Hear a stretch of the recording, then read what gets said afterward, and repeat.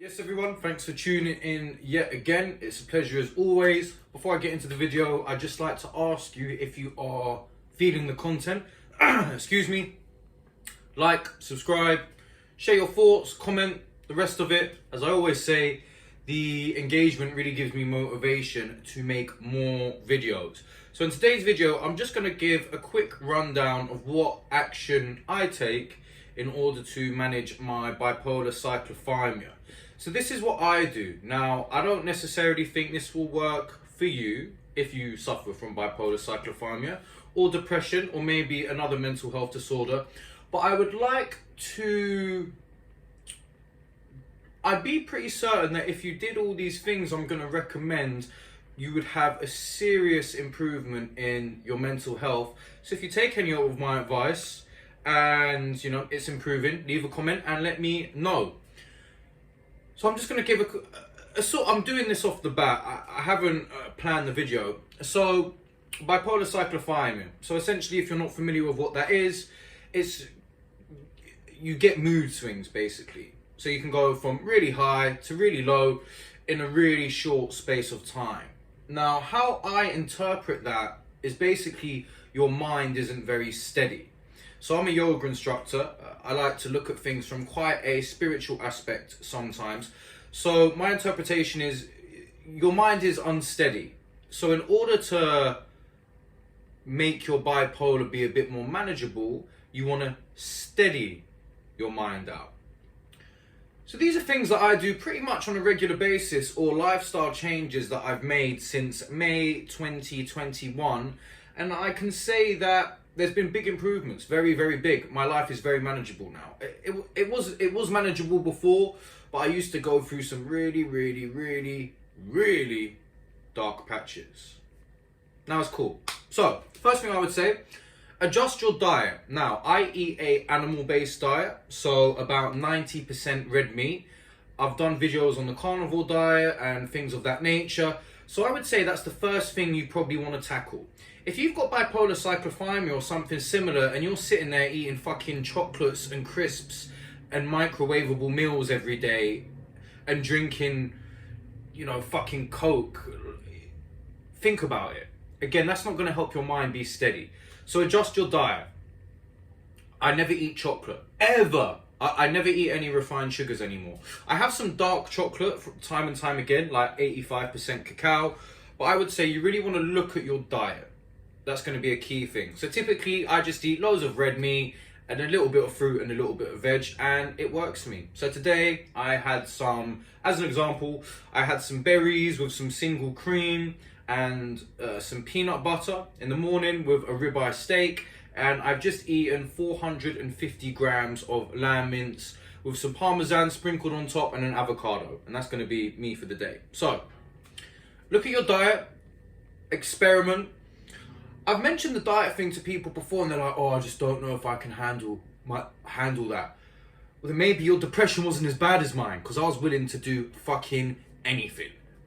So, look into the carnivore diet, look into an animal-based diet, maybe paleo. Maybe it won't work for you. Maybe a vegan diet will work for you. I don't know. But look at your diet, really assess if you're eating healthily, cut out the processed shit, cut out the refined sugars, cut out the crisps, all these things that we're not really designed to eat, and see how it makes you feel. So that's the first thing. The second thing I do every day, maybe not every day, but 90% of the time, is I do cold water exposure. So typically I'll have a cold shower or I'll go for a swim in an outdoor swimming pool.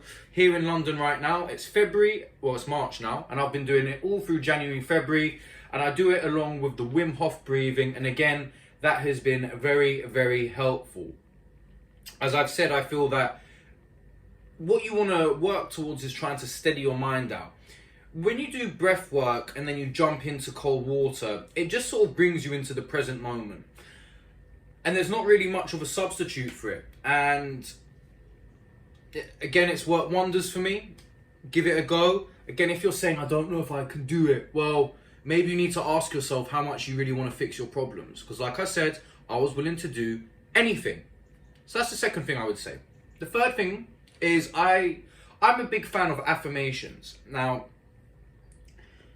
I believe you can brainwash yourself, almost, not always obviously, to sort of feel good. Now, if you're as lucky as me and your life is pretty good, but you suffer from from a mental health problem, then maybe you're lucky enough to be able to zoom out and appreciate all the good things in your life. And I'm not saying you just, keep on doing affirmations and you're going to feel happy. No. But if you just keep on reminding yourself that everything's okay, it just helps. All these little things together just snowball into a bigger effect, in my experience. So that's the third thing.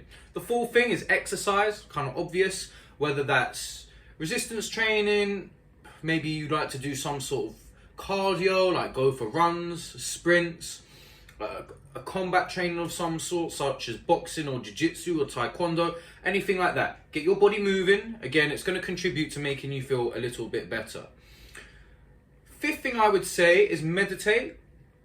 This is one I struggle with a lot myself, but again, it's all about, from my perspective, steadying your mind out. And once you kind of sit with negative emotions, you start to realize that it's okay. You're not going to die. Hopefully, you've got your health. Hopefully, you've got opportunities around you and some positive stuff going on. And that will contribute to your mind just sort of steadying out a little bit. The sixth thing is try and get more sleep. This is something I'm constantly battling with, but I've noticed when I sleep a lot, about 8 hours a night, sometimes I like to sleep 9, the next day I definitely feel better. Again, I feel like my mind is rested and it contributes to my mind being steadier. The seventh thing, this is the last thing I'm going to touch on, is try and have less screen time.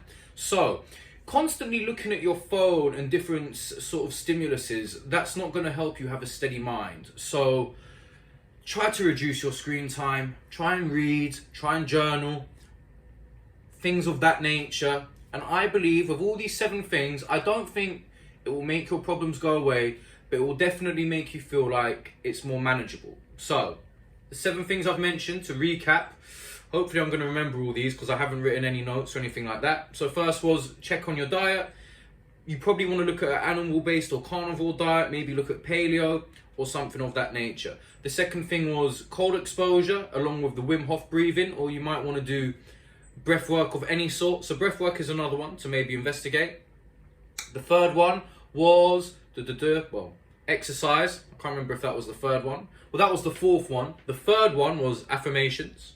Again, look into that, really helpful. Fifth one, meditate. Try and get grounded, try and sit with the feelings that you're feeling. The sixth one was, I just spoke about it, get more sleep. And then the seventh one was try and spend less time on your phone or looking at screens and things of that nature. Anyway, I hope you found that video useful. I know it was a little bit sporadic, but like I said, I've literally just slapped my camera on the stand and thought, let's record a video. No notes, nothing like that. That was one take, baby. Anyway, wherever you are, have an awesome day. I'll see you in the next video. Stay sane.